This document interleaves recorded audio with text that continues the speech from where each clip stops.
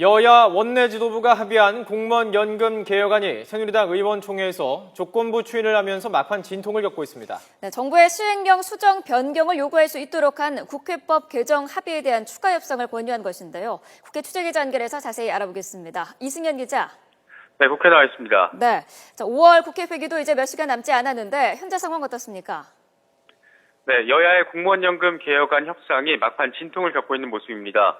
여야 모두 원내 지도부가 어렵게 도출한 합의안에 대해서 의원총회를 열어 보고 절차를 진행을 했습니다.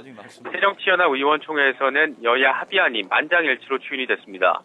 당초 의원총회 추인 과정에서 변수가 생기지 않으면 오늘 밤 10시 본회의에서 공무원 연금 개혁안과 57개 민생 법안은 처리가 유력했습니다. 하지만 여당 의원총회에서 일부 합의안 문구에 대한 이견이 표출됐고 원내 지도부의 권한을 잃음해 다시 추가 협상을 권유하기로 결론이 내려졌습니다.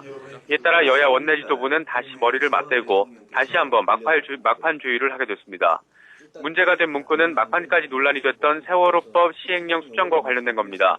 여야는 정부가 입법한 법률이 취지와 맞지 않을 경우에 국회가 수정 변경을 요구하고 이를 요구받은 행정기관은 즉시 처리하도록 국회법을 개정하도록 합의했습니다. 야당의 주장처럼 세월호법 시행령이 취지와 맞지 않을 경우에 국회의 권한으로 시행령을 수정할 수 있게 하겠다는 겁니다. 현재 새누리당 김무성 대표와 유승민 원내대표는 대책을 논의하고 있는 것으로 전해졌고 새정치연합은 원내대책회의를 열어서 다시 의견을 조율한다는 계획입니다.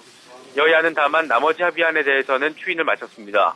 공무원연금법과 57개 민생 법안은 오늘 본회의에서 통과시키고 세월호 특조위 위원들의 임기와 활동 기관과 관련된 문제는 세월호 특별법을 6월 국회에 개정해 보장하기로 의견을 모았습니다.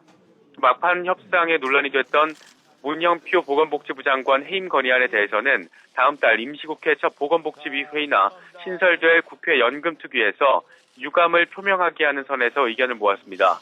이제 5월 임시국회 한 2시간 정도 남긴 상태입니다.